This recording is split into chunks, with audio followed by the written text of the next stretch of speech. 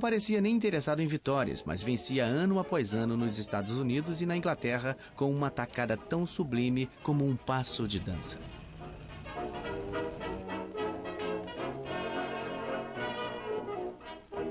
Ele foi o primeiro golfista a ganhar o Grand Slam, vencendo os 4 maiores torneios de golfe no mesmo ano, mas sempre será lembrado como um cavalheiro genuíno.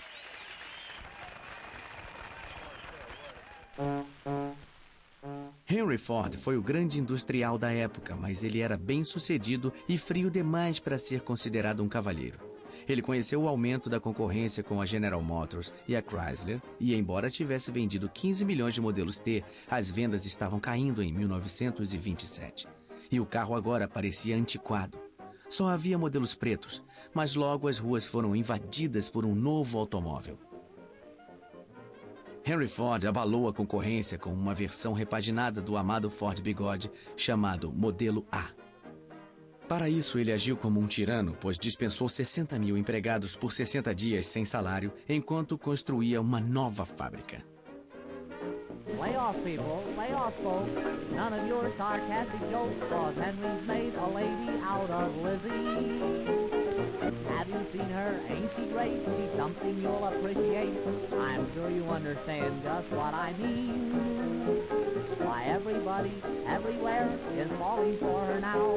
I'm talking about the new Ford, and boy, she is a wow. Lay off, people, lay off, folks. None of your sarcastic jokes, 'cause Henry's made a lady out of Lizzie. She once had rattles in her wheel, but now she's full of sex appeal, 'cause Henry's made a lady out of Lizzie. O modelo A também virou um sucesso de vendas. O crédito fácil ajudou os motoristas a substituírem os Fords Bigode pelo novo modelo. Na época, quase todos os carros já eram vendidos a crédito e quase todo mundo estava endividado. Bancos e agências emprestavam dinheiro rapidamente sem fazer muitas perguntas. Nos anos 20, a única coisa que os americanos gostavam mais do que os carros era da emocionante especulação no mercado de ações. No período de 1927 a 1929, muitos americanos ficaram obcecados com Wall Street, contagiados pela febre dos investimentos, já que o valor das ações continuava subindo. O crédito instantâneo fazia com que auxiliares de escritório, secretários, donas de casa, mineradores e mensageiros pudessem investir em ações pela primeira vez. Qualquer um podia comprar na margem, a crédito, com empréstimos de seu corretor. Em 1927, no auge do comércio de ações, 577 milhões de títulos foram negociados. Em 1928, Calvin Coolidge decidiu não concorrer a um segundo mandato como presidente. Suas realizações foram poucas, mas ele continuava popular porque durante seu governo, o nível de vida da maioria dos americanos nunca havia sido tão bom. Aos olhos do povo, ele era um ótimo presidente. Mas enquanto a economia continuava em ascensão, uma perturbadora corrente se escondia por baixo da prosperidade.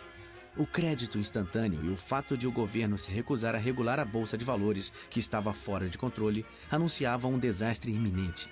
E muitos países europeus enfrentavam dificuldades para pagar suas dívidas de guerra com os Estados Unidos. A ascensão republicana continuou sob o comando de Herbert Hoover, que tinha sido secretário do Comércio desde 1920 e que muitos chamavam de arquiteto da prosperidade. Ele queria realizar um mandato ainda mais cheio de prosperidade e progresso.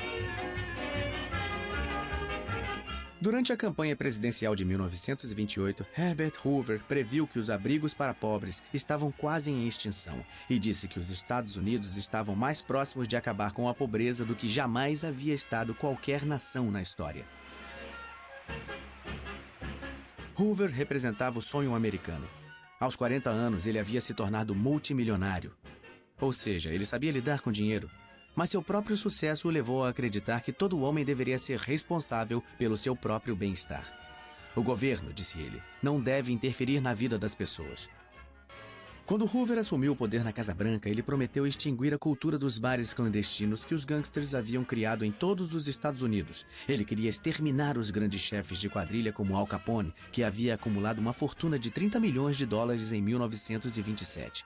Capone virou uma espécie de celebridade e até as torcidas dos jogos de beisebol o reverenciavam. Mas a violência aumentou. No Dia dos Namorados de 1929, Capone mandou seus pistoleiros para uma garagem de Chicago. 7 membros de uma gangue rival foram executados. Esta filmagem é uma reconstituição do massacre, mas as fotos contam por si só essa terrível história. Os assassinatos a sangue frio comprometeram o status de celebridade de Al Capone. Em 1931, Capone foi julgado por sonegação, por não pagar impostos sobre os lucros de suas atividades ilegais. Ele foi condenado e passou anos na prisão de Alcatraz.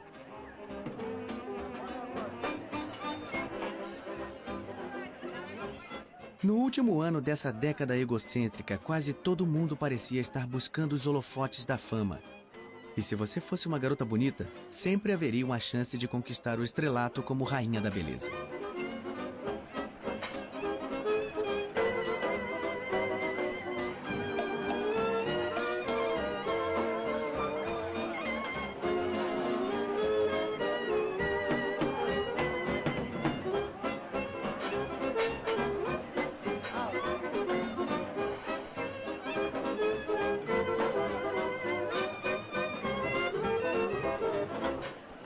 Era uma época em que feitos banais andavam lado a lado de feitos extraordinários, como os altíssimos arranha-céus de Manhattan.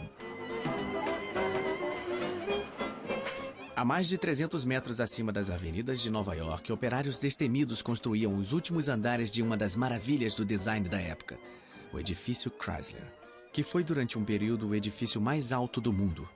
Ele foi construído por homens de profissão arriscada e o momento era perfeito para que se tornasse um símbolo dos loucos anos 20. Mas lá embaixo, na arena comercial das bolsas de valores de Wall Street, especuladores continuavam a comprar ações com um fervor que se tornou uma característica da época. Parecia haver uma certeza cega de que nada daria errado.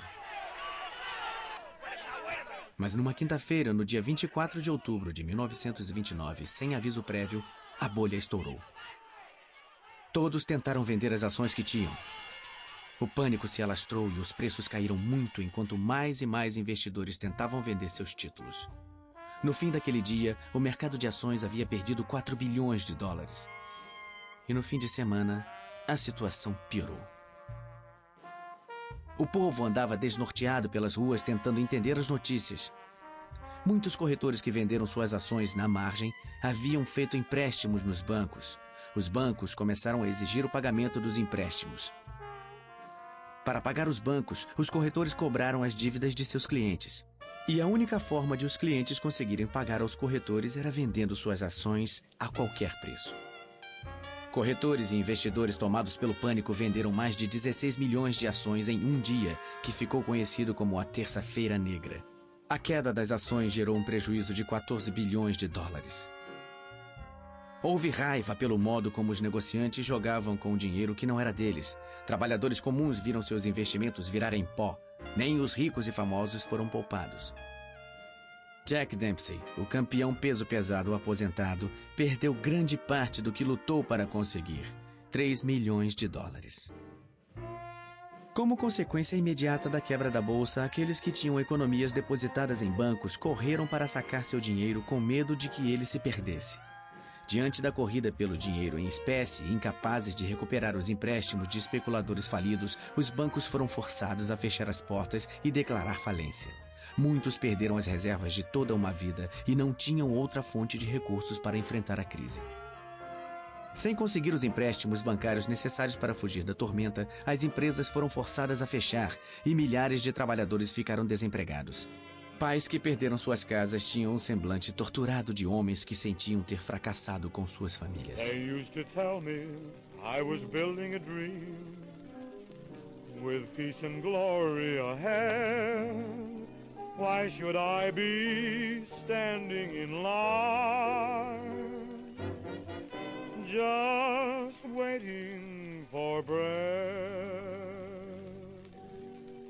Once I built a tower up to the sun, brick and rivet and lime.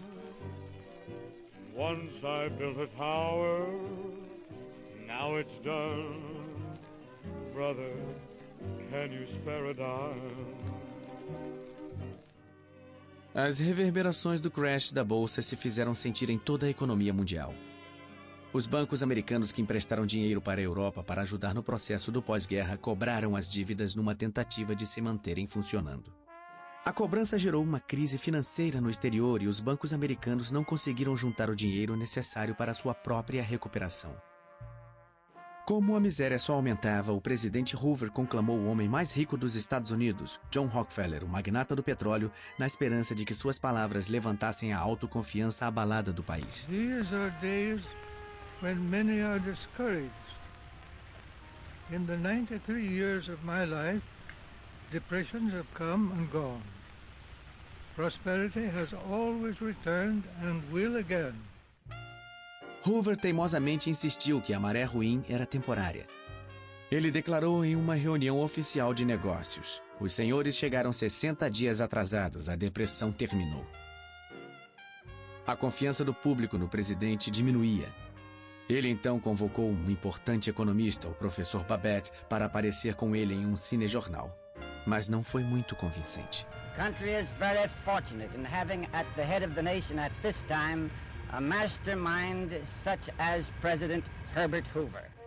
Como a depressão se agravava, muitos cidadãos passaram a odiar Herbert Hoover. Aquele que havia sido o símbolo da prosperidade se tornou o bode expiatório do declínio econômico. Sua declaração de que ninguém estava passando fome e de que os desabrigados nunca haviam comido tão bem soaram cruéis e insensíveis. Sua aparente disposição em salvar empresas e bancos e deixar que os indivíduos se defendessem sozinhos parecia confirmar sua indiferença. Novos termos entraram para o vocabulário do povo: Hoover Stew, para a sopa servida aos pobres, e Hoovervilles, para as favelas onde as pessoas se abrigavam em barracos improvisados.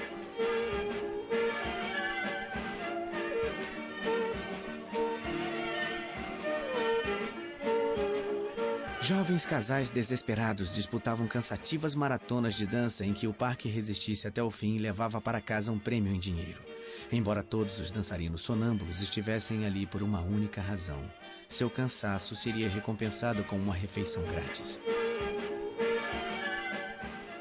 O país mais rico da face da terra não conseguia alimentar todos os seus cidadãos.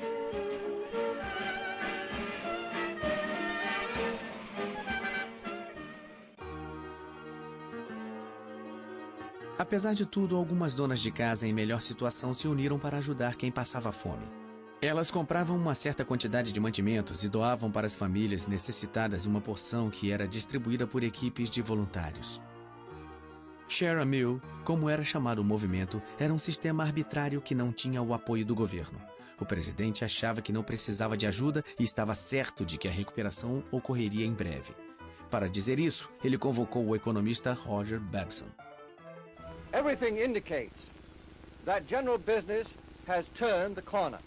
I go further and say that 1931 should offer the greatest opportunities of any year for a generation. A previsão estava terrivelmente enganada. O clima era um mau sinal de que tempos piores estavam por vir.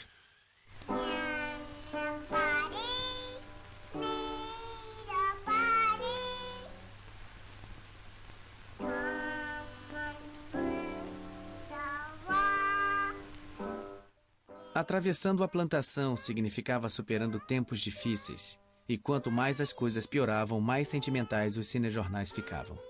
Era uma tentativa planejada de levantar os ânimos, e funcionou muito bem. A linda menininha seria seguida por belas coristas escalando as plataformas de petróleo que enriqueceram os Estados Unidos. A cultura popular teve um papel importante ao ajudar os Estados Unidos a superarem o trauma da depressão.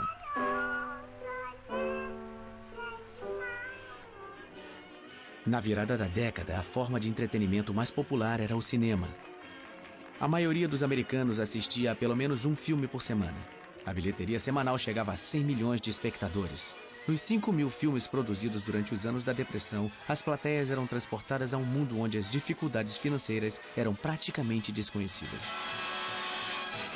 Os cinejornais também lembravam aos americanos que, por mais assustador que parecesse o futuro, nenhuma nação havia realizado tanto quanto os Estados Unidos. Apesar da depressão, a engenhosidade americana continuava a crescer. o Empire State Building se tornou o prédio mais alto e grandes navios transatlânticos continuavam a ser construídos. 75 miles from the Statue of Liberty.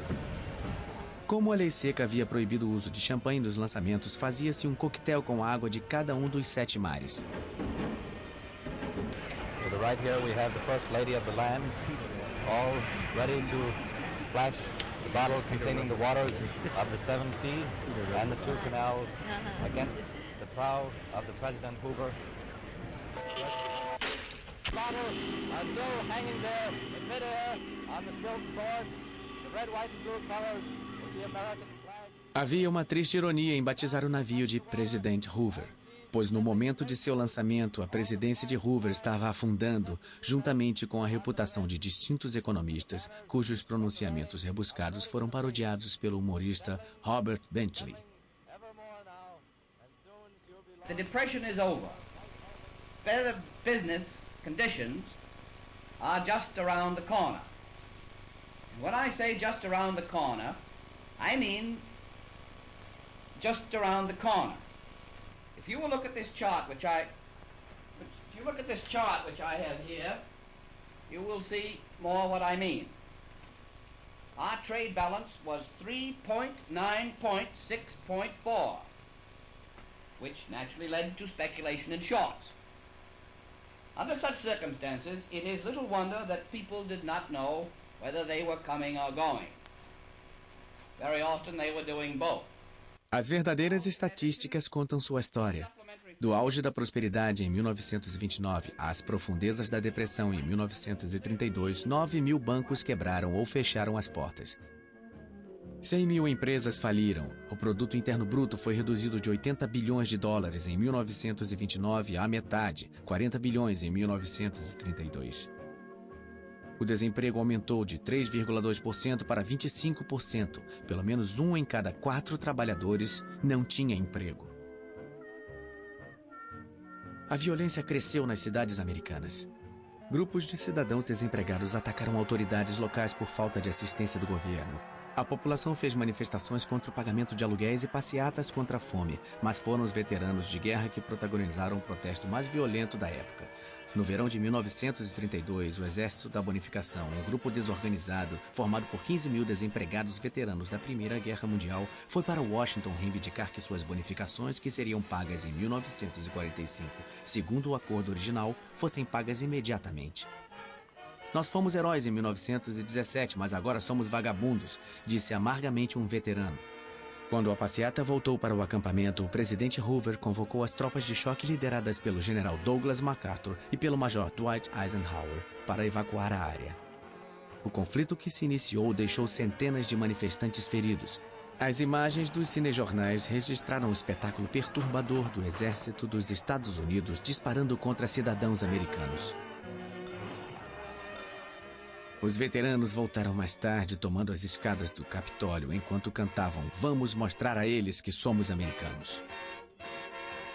A popularidade de Hoover despencou ainda mais. No final de 1932, o eleitorado finalmente perdeu a confiança nele e elegeu com grande vantagem Franklin Delano Roosevelt. Chegavam ao fim 13 anos de domínio republicano. No dia 4 de março de 1933, Franklin Delano Roosevelt foi empossado presidente dos Estados Unidos. Roosevelt convenceu a população de que a depressão poderia ser vencida e deu ao público de todo o país um slogan memorável. Let me assert my firm belief that the only thing we have to fear is fear itself. There must be a strict supervision of all banking and credits and investments. There must be an end to speculation with other people's money.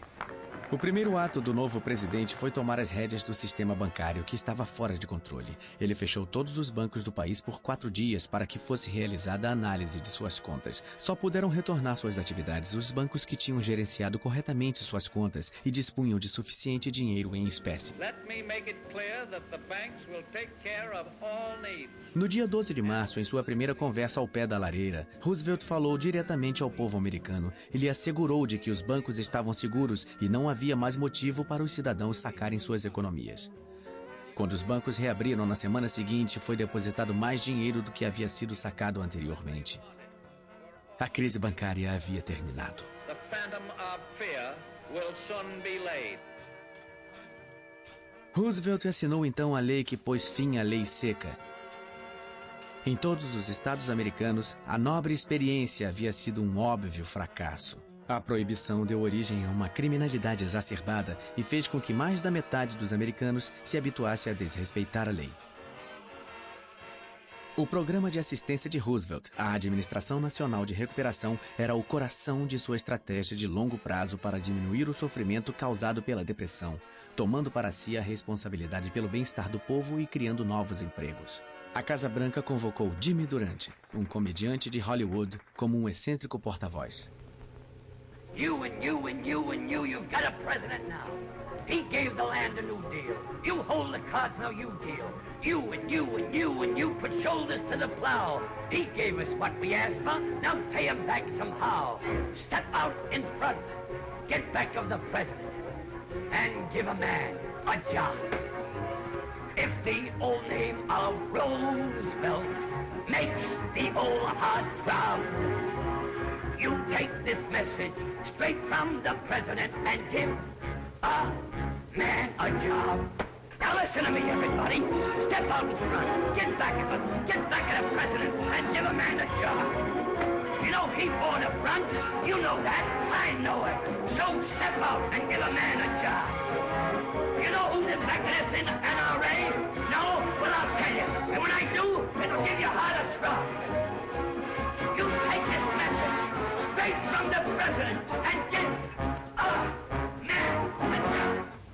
I have told you the story of our steady but sure work in building our common recovery. In my promises to you, I made two things plain. First, that I pledged no miracles. And second, that I would do my best. I thank you for your faith. Our troubles will not be over tomorrow, but we are on our way, and we are headed in the right direction.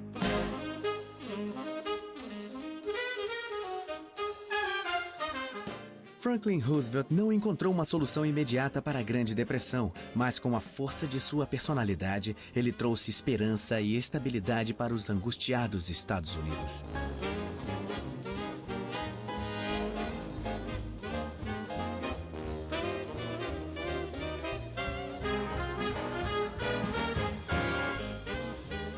Aqueles que sobreviveram às tormentas que se seguiram ao crash da Bolsa de 1929 se lembrarão para o resto da vida dos anos que o precederam. Uma década idílica, divertida, irresponsável, porém maravilhosa. Os loucos anos 20.